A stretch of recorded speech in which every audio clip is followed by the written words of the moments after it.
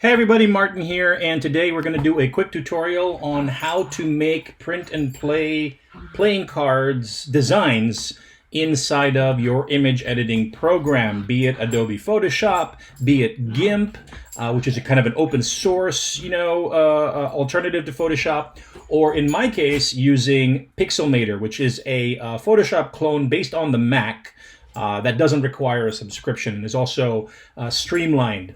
Photoshop is a very big feature set. It requires, a lot of knowledge to be able to use it. And it's evolved a lot over the years. And Pixelmator is kind of like a more streamlined, smaller feature set, but it has enough features that I need for what I need to do. And so just a little bit about this video. You're going to see me in the picture-in-picture in the lower corner of the screen here. And then you see my desktop, hopefully, on the main screen here. And right now you hear my dogs arguing in the background and roughhousing in the background. So the card that we're going to be trying to replicate today is one from my recent Mandalorian retheme of Harry Potter Hogwarts Battle. So here we have a card called Mysterious Powers. That's the title of it. And this is a market card. You can purchase this card in the game. It has a picture of Baby Yoda, the child, who's kind of using his force powers from famously from episode 2 of The Mandalorian. It's got a little bit of ability text here. The ability is remove one control token from the location and draw a card. And then it's got a little bit of flavor text. So Quill, the Mandalorian's kind of loyal ally, says, "Explain it to me again. I still don't understand what happened. What mysterious powers of the child show?" And the Mandalorian replies, "Neither do I." And also at the bottom, there's a little bit of a label, a purple label that indicates that this is an ally card. And there's going to be a kind of a golden circle with the number 4 in the upper right of the card that indicates that's how much money you have to spend to be able to purchase this card and add it to your personal deck. So we're going to be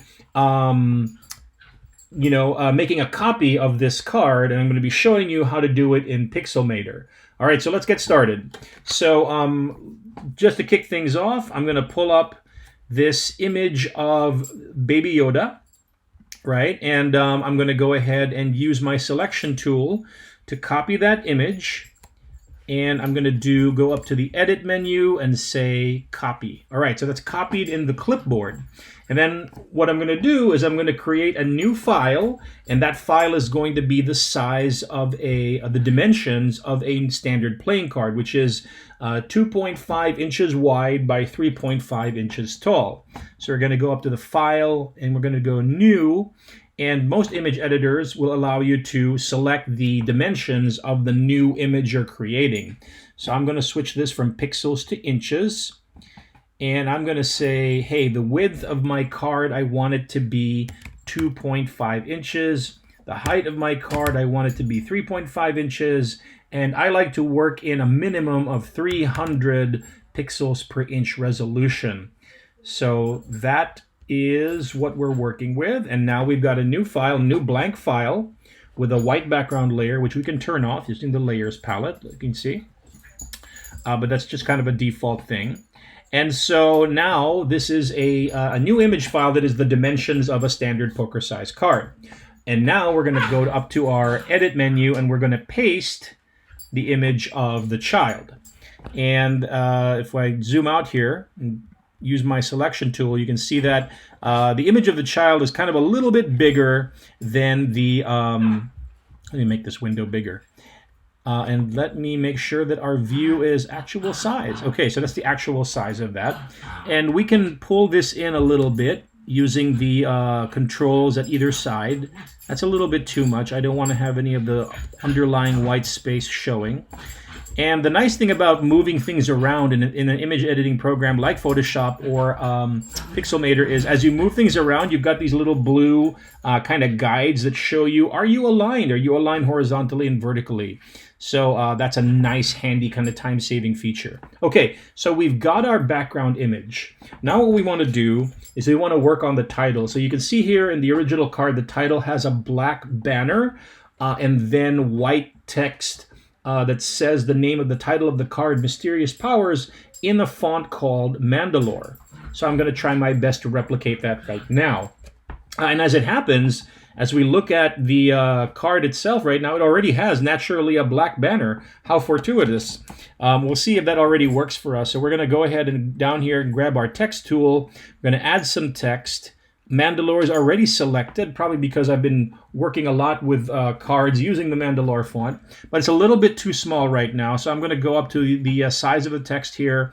I'm going to try 72, see if that works, and then we're going to call that Mysterious, if I can type correctly, Powers. Okay, and then we're going to make sure just move it around with our arrow tool here, and using those handy dandy snap to guides, make sure that it's in the center of the card.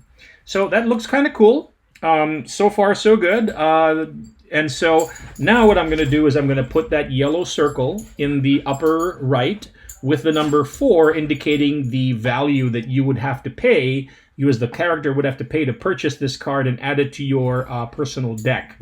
So let's grab our shape tool, and let's make sure that that shape is an ellipse. And we'll put that ellipse up there, and right now it's purple, which we don't need. But we can go up here to the Styles palette and fill it with a color. And that color can be yellow. If we look in my kind of crayon selection tool here. Okay, so that's kind of cool. And then we'll use the controls at either side of the circle to adjust the size of it, and I'm going to use my keyboards for some finer kind of adjustments here, and I'm actually going to zoom in so that I can see better what I'm doing. Okay, so that kind of looks close. In fact, if you look at the original card, the text is a little bit too big and it bumps up against the circle in a way that we really don't like. So it's actually a little bit better here, roughly the same size. I'm looking at this circle now and I'm thinking, circle, flat yellow is nice, but maybe, because this is kind of like a gradient feel here, and it's more like a yellow-orange, really. So we can go up here to our Styles palette and we can switch that from the fill of the object from color to gradient. So that's nicer there. Look at that. It starts out kind of yellow-orange at the top and then becomes a deeper orange at the bottom. So I'm kind of liking this feel a little more. Now we have to put that number 4 in there. And that number 4, as I recall, is a font called Techo. So let's go ahead and grab our text tool once again. Click it in there. And switch the font from Mandalore to T. Jump down to T over there. And we're looking for Techo. And we want that to be medium, and we want it to be black, so we'll select black from over here, and we'll put a number 4 there. And that's nice, but it could be a little bigger, so instead of 72 point, let's make it 96. All right, let's zoom out a little bit here. So far, this is starting to look a lot similar to the original card that we started with. So I'm kind of liking that. Okay, so now we want to put some text on the bottom. And as you'll see here, the image frame here is a little bit smaller than how it is over here. But we'll see if we can work with this right over here. So I'm going to grab the text tool once again. In fact, you know what? Instead of grabbing the text tool over here and starting over with the font Techo, what I'm actually going to do is, I'm going to select the title text at the bottom, which is at the top, which is already in Mandalore, and I'm going to go Edit, Copy, and then I'm going to go down here and paste that, and now I have that in the same font and the same size. Which is a good tip if you want to duplicate things. So duplicating elements that you already have on your screen, if they're already, like, say in this case, the correct font that you want to use, is a time-saving technique. But as it turns out, I'm realizing that this ability text here is not in the font Mandalore. This is in the font Din Condensed, if I'm not horribly mistaken. Yes, I do memorize the fonts that I use in my designs. So I'm going to type D on my keyboard to move up to Din Condensed. That looks a little too big at 72 points. I'm going to make bring that down to 48, see if that is the right size. And I'm going to type remove one control token from the location, and then draw a card. All right. That looks a lot more like the text that we have here, the ability text, and then underneath it there's some flavor text. Explain it to me again. I still don't understand what happened. Neither do I. Now, I said earlier that I memorized fonts, but I actually don't recall the font that I used for this flavor text. So we're going to grab some more text. We're going to click down there. And let's try, what are we going to try? How about this one? Yeah, that doesn't look that great, actually. I don't like that. How about Futura? It's a little better, maybe?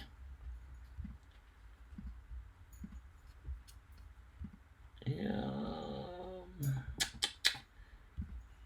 Okay, let's try that. I don't even know what that is. Well, I mean, the point is that you select whichever font you want. I don't want that one. I'm going to go back to one that I was using earlier. You know what? We can just go with Helvetica for now, or Helvetica Noi. And we're going to use the ultra light, or the light version of it. Here you go. And so that flavor text is, explain it to me again. I still don't understand. And make sure that the top E is that. And then the Mandalorian responds, neither do I. Okay. And now we've got the flavor text in there, but that version is a little bit too big compared to this. So we're going to select that, and we're going to bring it down to maybe 32. All right, that looks a little better. Maybe I'll push it up just a little bit. The last piece down here is, you'll see that there's a little label in purple that indicates that this is an ally card. So I'm going to go ahead and replicate that now by going down to my Shapes tool here and selecting a rectangle. We'll put our rectangle here, and we'll make it purple. Great. Ooh, I kind of like that that gradient feel there, but I'm just going to make it a flat purple, like so. And right now it's a rectangle, which isn't quite what we have here. It's more like a rectangle with angled sides, but that's okay, because what we can do is we can go to this shape and we can make it editable, and then we can use these controls to kind of angle the sides a little bit, like so. We don't have to be 100% accurate there, and then bring it down so that just the tippy top is showing. And then we can move this flavor text up a little bit so it's out of the way. Okay. And the last piece is we have to put a label inside that shape that says ally in white, which we already have that text in that correct font on the screen here. The title, Mysterious Power. So once again, I'm going to go ahead and copy that. I use my keyboard Command C, and then I'm going to paste Command V. And it's behind the shape. The layer that contains the text is behind the shape that we made. So we're going to go up here to the Layers panel, select that text, and then we're going to grab it and we're going to move it up, promote it, so that it is now in front of that shape. Now it's a little bit too big at 72 points, so we'll make that smaller. That's a little bit too small at 18, 24, maybe 36. Cool. Center it and type ally. Great. So now we have a card inside of Pixelmator that we just designed ourselves that kind of simulates very closely the the one from my game. I didn't actually design this in Pixelmator. I designed this using a whole different set of programs. But Pixelmator is what I used to use to design all of my cards.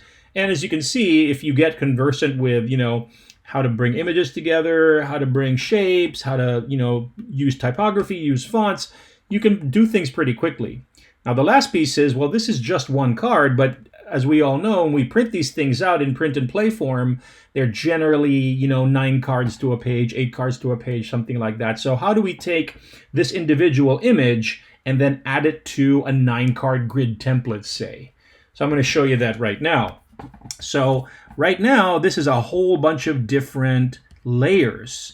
And so if I copy this, I'm only going to copy the frontmost layer, which I don't want to do. So I have to flatten the image. I have to merge the layers. So I'm going to go up to my layers palette here. I'm going to select everything.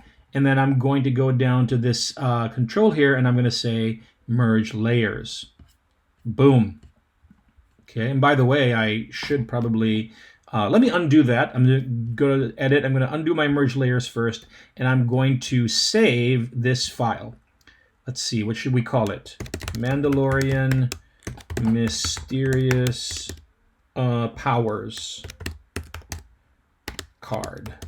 And we'll save that on the desktop. Great. Cool. Now that we've got it saved, now we can go ahead and do our kind of destructive change here and merge all the layers.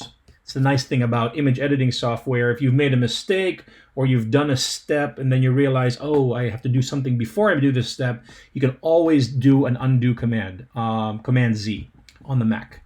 Okay, but we've got our card and it is now one layer. And we're going to go ahead and select that whole thing and copy it. And we can minimize these guys now.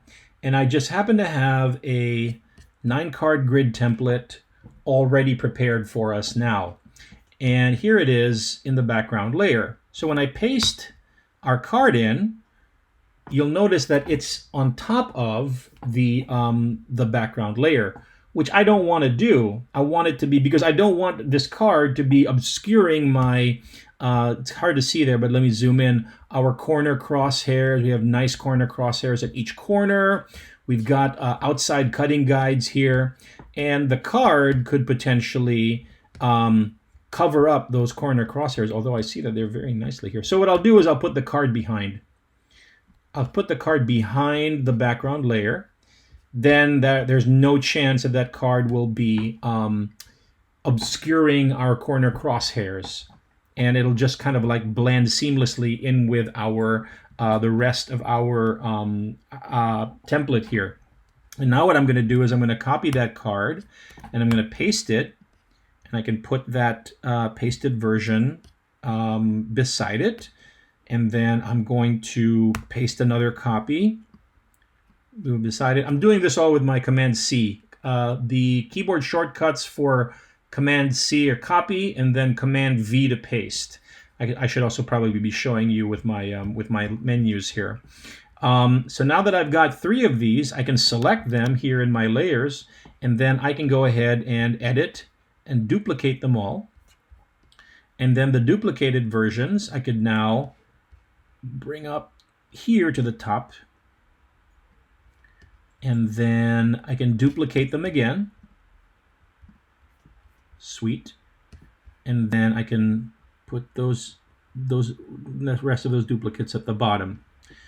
All right. So now, very quickly, we seem to have a 9-card grid of all the same card, Mysterious Powers. Not that the game requires this many copies of this card, but just to kind of show you, if you had already designed a bunch of individual cards, you could then integrate them into your 9-card grid template, as long as they are behind the background layer that contains the cutting guides and corner crosshairs and outside guides and the kind of like gutter black frame that I've already prepared in the template. Okay, now that we've got this, we can go to File and we can go to Export. And I want to export this as a PDF.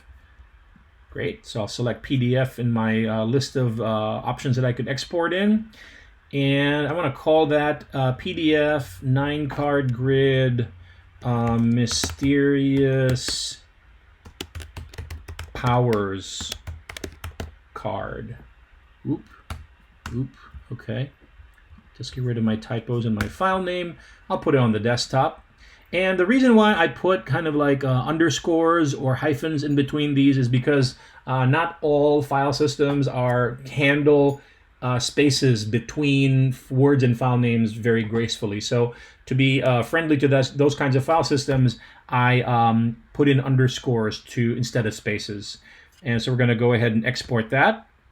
And then now we can minimize this and take a look at our finished PDF here. So here is the Mysterious Powers PDF that we already generated. If we zoom in here, you can see that each corner has a nice corner crosshair. We've got our outside guides. We've got our nice kind of like black colors or gutter in between the cards. I hope that I'm using the terminology correctly. I am not a professional graphic designer. I'm just somebody who knows a little bit enough about Photoshop to be dangerous. So there we go. So we have successfully designed a print and play card very quickly in an image editing program that, simulates the card from my actual retheme. And we went a step further and we exported it to a 9-card grid template. So I hope that this demonstration was a little bit useful for you. And I hope that it guides you into using your own image editing program to be able to design your own cards using layers, bring in a mix of images and shapes and text and numbers. And you don't have to go crazy with your designs. Like I have tried to follow a kind of principle of simpler is better. So what is the minimum number of elements and complexities that can really bring your particular design vision to life? And that's kind of like what I followed with this particular project and with most projects that I'd like to retheme. Okay, so until next time, this has been Martin. Bye for now.